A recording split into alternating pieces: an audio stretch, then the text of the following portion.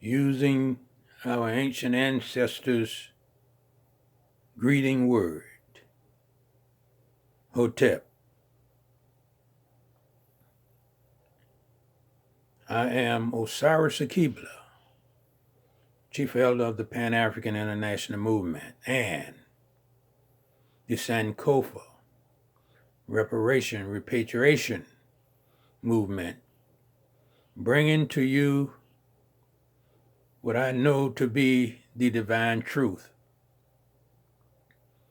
concerning Black African people in America today, in Africa, throughout the world. I am reminded of the early 70s of what you call the Kerner Commission report. This commission was given the responsibility to try and come up with an answer as to why there is so much hostility between Black and white people. So the commission set out on a journey to find what they would consider to be the answer. And lo and behold, at the conclusion of their study, they reached a conclusion that in America, you have two societies, one Black and one white, one free and one not free. And yet, that study, that conclusion, hold true today in the 21st century, living here in America, regarding Black African people. Many Black people living in America today do not accept the fact that we have two societies here in America. And it's all because the white oligarchs, the racists, the prejudice who mind that is out to continue to betray Black African people and portray us as people who are well satisfied in whatever we obtain in America. And they have seen fit to make sure that in America, the Black Africans here without choice, many of us, only desire is to pursue the American dream, knowing that there are two societies, one living above the other. One has its own class system, and the other has its class system. Blacks are always in a class in and among themselves, having no power, no authority to change the condition that we live in. So, yes, it is very difficult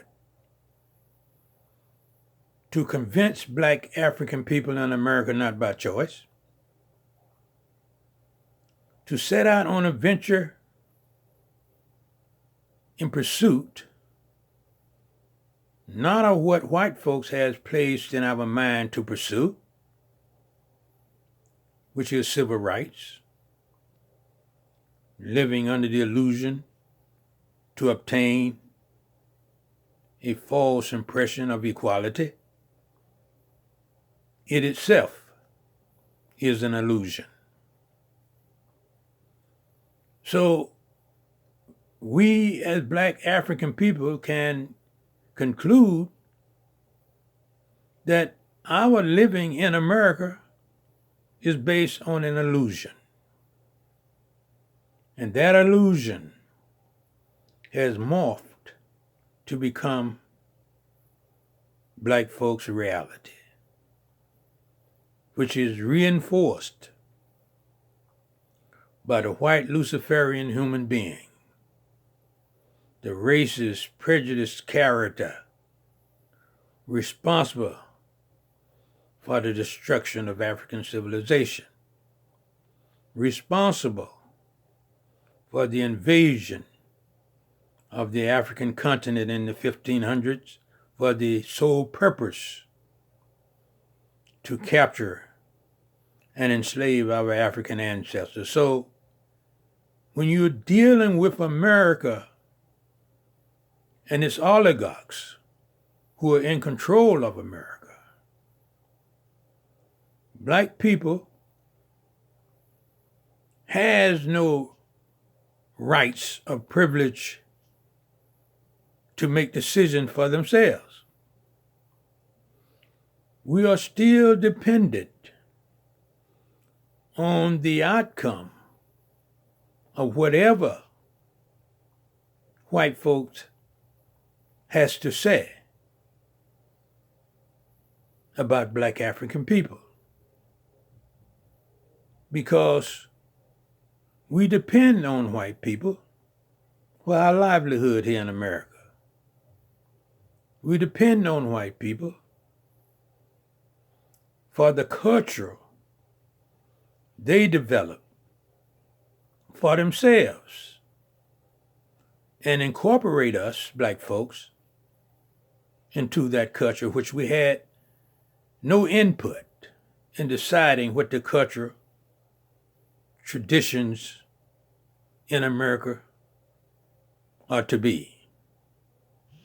So what you are witnessing here today is an America, white racist, prejudiced, Luciferian human being, cultural revolution. A cultural change that goes against the minds of the traditional, original Black African divine beings. What you are witnessing here today is not natural to Black African people to be in pursuit of. We do not have any power or control to determine what the cultural standards are to be here in America. And as you witness today, that standard is first transforming into becoming that of an acceptability of homosexual activity, made to be believed that it's a natural outcome to come from that type of activity. So when living in America, you are under the control of the Americans. Therefore, you do what the Americans do in terms of how they live, what their character is all about, what their standards of living would be about, what the so-called morality of standards is all about. All comes from not Black African people in America, not by choice, but by our oppressors. So it is very difficult for the true black African nationalists, Pan-Africanists, with a Garveyan philosophy, to communicate with black African people in such a way whereby the black Africans will accept with respect what the black nationalist is sharing with them. Because in America, black folk is well conditioned to accept only that which has been vetted by white folks and given to black people to believe in. So we find ourselves worshiping a God we know nothing about. We find ourselves speaking the same lies about God, behaving in such a way that contradict the natural order of things, as black people has been so naturally designed to be and to function, to live, to know about what it is we must do in order to advance ourselves, in order to give ourselves the proper respect we deserve. But no, there is a well-organized effort among the white racists in America to keep black African people at the level where they have placed us to be today. And that's the level of believing everything that is told to us by white folks. The white oligarchs control all of the institutions which we attend. So what you get coming out of those institutions are well-educated, black, non-thinking African people. Our foundation of mental activity is based upon a belief system. And there is no belief system that is going to bring about the liberation of African people. So you cannot, black people, put any stock of trust in whatever white people of power tells you or give the approval to be told to you about concerning your life, concerning God, concerning the universe, concerning death, concerning all of the appropriate and meaningful things that adds up to having you to become a whole and intelligent being. It is not meant for you, black African people. You are steady bombarded with the propaganda of lies coming from those people who know it is more profitable to tell black people lies about God than to allow them to be of freedom to think clearly about God. So here we are in a situation whereby you have black folk talking about it is more advantageous to black people living in America today, not by choice, to not talk about reparation, Move your mind away from that. Wrap the mind that the oppressor has inserted in you around the illusion that it presents to you about how to live. And how to live is based on a belief system.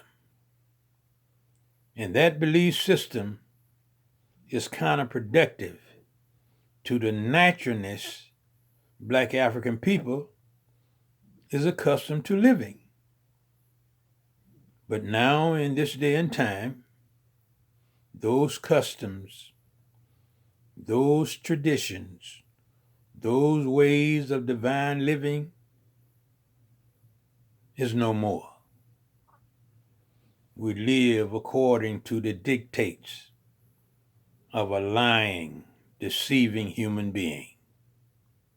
He who has created a God that demands and commands that you worship him and give all of your attention to him. And when in need, you go to him and seek his blessings, his being the God that Lucifer has created, him being the God that Lucifer portrays to be sitting in the sky, but in reality walks on this earth right next to you, being the Luciferian white human being that he is. So here we are at the crossroad of decision making. Now you have the liars and the deceivers telling you that reparation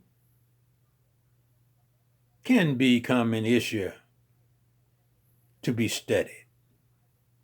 That in and of itself, Black people, is a sign of deception. The reparation I share with you about is the reparation our enslaved African ancestors has earned. Earned because they did go through what I consider to be the fiery furnace, the muck, and the clay of deception, so that we, their descendants, this day, can be before the descendants of those enslaved those enslaved ancestors of white folks today, letting them know that now is the time to settle the debt that is owed to our enslaved African ancestors, that debt being their reparation. Not reparation belonging to white folks, not reparation belonging to America, but the reparation that belongs to our enslaved African ancestors, which they have put in the work for. They have endured the criminality of behavior coming from white folks for. They have the right to make claim to what legally is owed to our enslaved African ancestors. So pay no attention to those who come now making claim to be in favor of reparation, when the reparation they're talking about stretches no farther than civil rights, than privileges, has nothing to do with liberation, with freedom and justice and independence to be delivered to our enslaved African ancestors through and by the action taken by the descendants of those African ancestors, which are Black African people now living in America, not by choice. So there is work for us to do, Black African people. But what we must not ever forget is that the oppressor never sleeps. He's always active in planning on how to keep your mind under their control. Because if you have a mind of a person under your control, you are the one in power to guide it. And sad to say, most Black African people in America today, not by choice, live not with the organic mind nature has designed us with, but now travels with a mind been inserted by the Luciferian human being. And that is who it is that now control the belief systems the Black African in America today, not by choice, submit to. But I am here to let you know that the time has come for us to develop again a Black nationalist Pan-African perspective centered around the ideals and the philosophy of the Honorable Marcus Garvey and all of the other fathers of Pan-Africanism, Black nationalism, who were wise enough to know that freedom for the Black Africans in America, freedom for the Black Africans in other parts of the world, that freedom is only possible for Black African people in Africa. And it is in Africa where we must set our sight, where we must set our goal.